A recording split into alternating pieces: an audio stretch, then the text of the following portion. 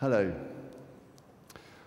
From the moment you wake up until the moment you go to bed, you make an impact. You make a difference. You can walk down the street with a frown, or you can walk down the street with a big smile. You have a choice. You are endlessly voting in the election, the recurring election of how things should be. And one of the greatest ways in which you can have an impact is in your relations with other people. I'm here to talk about conversations that can change everything. And to do that, I want to talk about my favorite teacher at primary school. Ivor Cutler's classes were always sensational fun. I can still hear the songs that we made up. We would do dancing routines. We integrated with each other, even people you didn't like that much, in role-play games that allowed you to try something that was a bit strange but have a lot of fun with it. We were very lucky to have him. We weren't particularly conscious at the time that he was very well known. He was a cult poet. He'd been in films with the Beatles. He was on the radio a lot. But later on, at the very start of my career as a journalist, those credentials meant a lot more to me. I thought, aha, if Mr. Cutler's famous, then maybe someone will let me write an article about him, my first article. And so I phoned him up and told him my plan, and to my great relief, he said, yes, come round, we'll have a chat. And I don't really remember much about that interview, although I did get it published. But what I do remember is that he gave me a lot of time. And he said something very kind at the end. He said that he thought I would be a good journalist because I really listened, and I seemed genuinely interested in what he had to say. And it may have been true. And it didn't cost him much to say that, but it had the most enormous effect because Mr. Cutler made me believe that I was a good listener, and I've spent the rest of my years trying to live up to that reputation he'd created for me. So when I said conversations that change everything, you might think that I was referring to conversations between important people, leaders of parties or big companies or even whole countries. But actually any encounter between two human beings can be transformative. It can change the people involved, and they can go on to change other people. And that's to do with the deep human need, fundamental human need to be seen and to be heard. I've been privileged as a writer, as an interviewer, to meet some really amazing, interesting people, famous ones, but also so-called ordinary people who never turn out to be ordinary at all. And I've been kind of acknowledged myself in a way because these amazing people who've taught me a lot and inspired me and made me laugh have looked me in the eye, and they've given me their time. So I've been kind of acknowledged. But what about the people who aren't so fortunate, who've not had that? I recently Googled the words "nobody to talk to," and I was overwhelmed by the sheer quantity of quiet suffering that it turned up. Not the suffering that gets onto the front pages of newspapers, or even the inside pages, not unless someone actually kills themselves, and that does happen. Some years ago, I interviewed a man who had tried to kill himself by jumping off the Golden Gate Bridge in San Francisco. And like many suicidal people, Kevin Hines had a plan. If someone noticed his distress, he would stop. He wouldn't go through with it. But people aren't telepathic. When he was on the bridge, a woman, a tourist, asked him to take her photograph. And he took the photograph, and she missed his tears. And as soon as she walked away, he jumped off. And he told me that the moment his hand left the rail, he thought, oh God, what have I done? I don't want to die. And by a miracle, he didn't. She missed his tears. How many times have I missed someone's tears? And you? Another time, I was working for the Financial Times, and I was sent to do a story about a woman running a charity for children in London. Her name's Camilla Batman-Gelage, and she's very well known now. Kids Company is a big charity. But she wasn't well known at all then, and she talked to me a lot about one particular girl who'd come to them after robbing and terrorizing people on public transport, on buses. And I spent 6 months following Camilla around in her work, in the various things that she does. And I heard a lot more about this terrifying girl, Cleo. And she would hit some of the members of staff. She would generally smash the place up. And a very fearful sort of idea around her. And then one day, Camilla said, would I meet her one night? And she invited me to a psychiatric hospital. We went in, and in one of the adult wards, there was this girl. And it was the first time I'd laid eyes on her. And she didn't look terrifying at all. She looked small and scared, of the adults who were literally, some of them, banging their heads against the wall.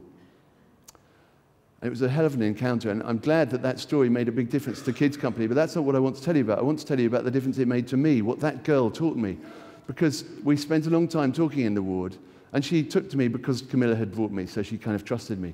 And I did ask about, what she'd done on buses and robbing people, and I said, what should I do if I meet someone like you on a bus? And it became clear that the thing that really wound her up and set her off was seeing in the eyes of the people in front of her that they kind of expected that. And she thought, well, if that's what you expect, that's what you'll get. And it had an enormous effect on me. I resolved from then on to try, absolutely to try, to see the very best in absolutely everybody. And I really believe it's had a good effect on my encounters with people, and I'm happy.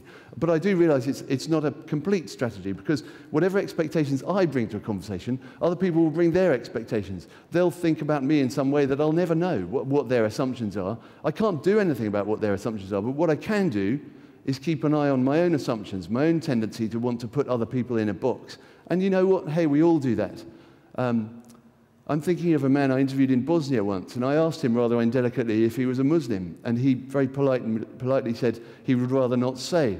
And I realize now that many people in other polarized communities might not want always to be shoved into that box. And that's completely normal. We want to be able to define ourselves and thrive and flourish as the whole human being that we really are. So to give you an example from my own life, I can proudly stand in front of you and say, I'm a journalist, and I can feel happy about that. But if someone else describes me as a journalist, I'm thinking, what do they think by that? And I want to say, no, hang on, there's so much more to me than that.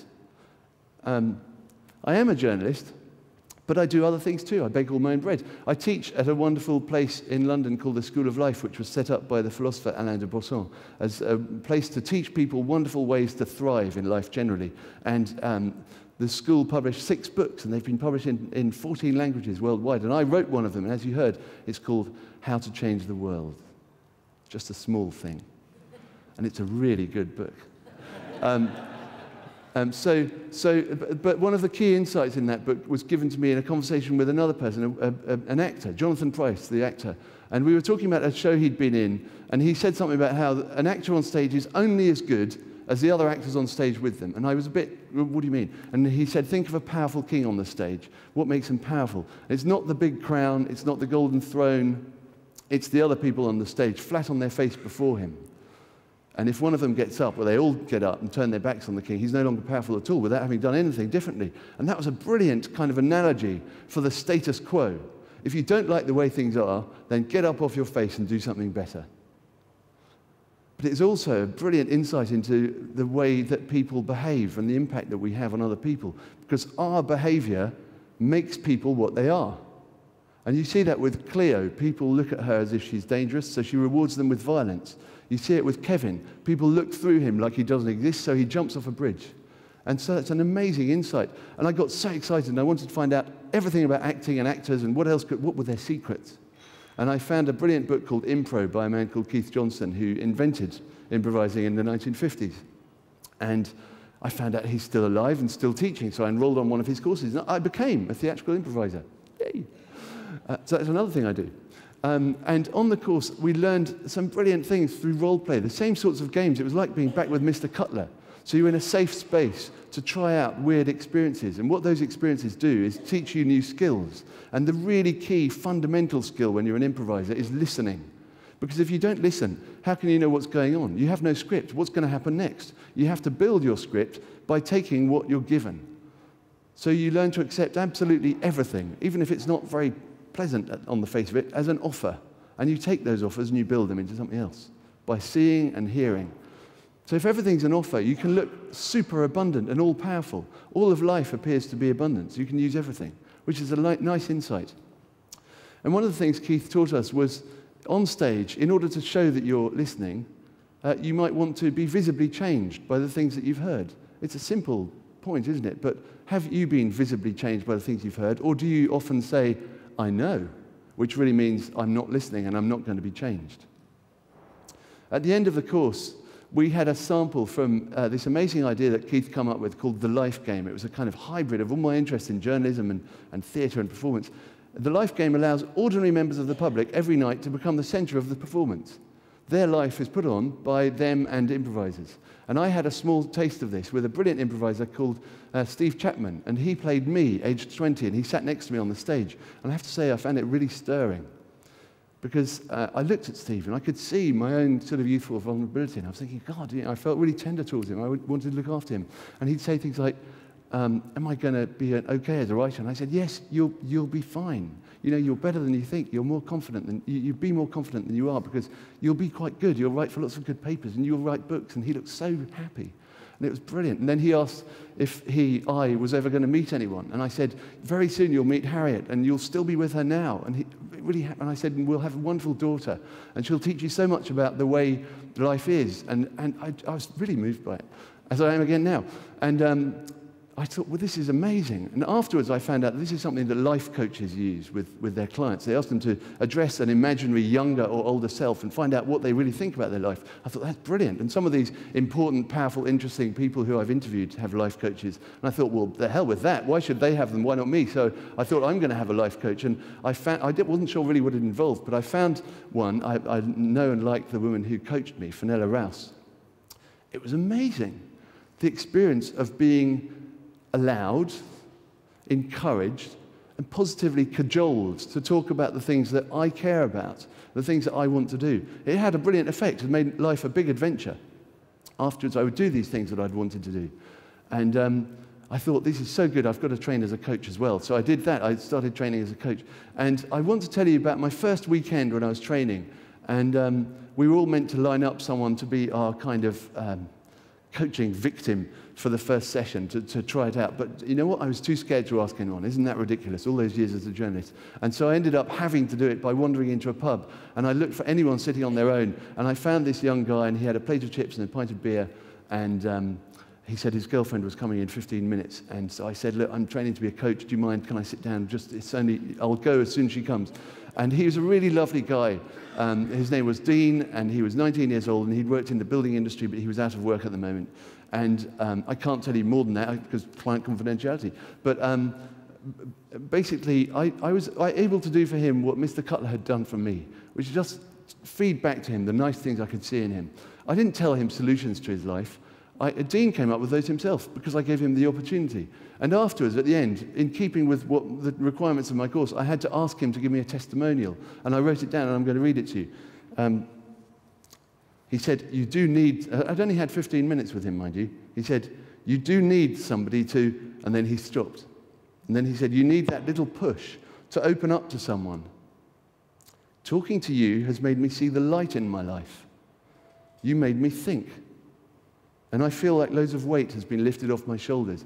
And you know what? I'm really, really proud of that. It was just 15 minutes, and I'd only just started. And so my challenge to you is this. I want you to go and find someone, anyone, and I want you to really believe that they're interesting. And I want you to let them talk about something that really matters to them. And I know it's a weird idea, but if it helps, say you're doing a project. Tell them I told you to do it. Tell them about me going to see Mr. Cutler and what he said, and ask if they can remember a time when anyone gave them that kind of courage and inspiration. Or if you like, make it a safe space by offering to do it for each of you in return. So each of you discuss something that makes you excited at the moment, and you'll give yourself a safe space because each of you is listening to the other. Or talk about something that makes you feel really fulfilled. Just a few minutes, that's all it needs. What you're doing essentially is asking them to remember, or actually to have, a conversation that changes everything.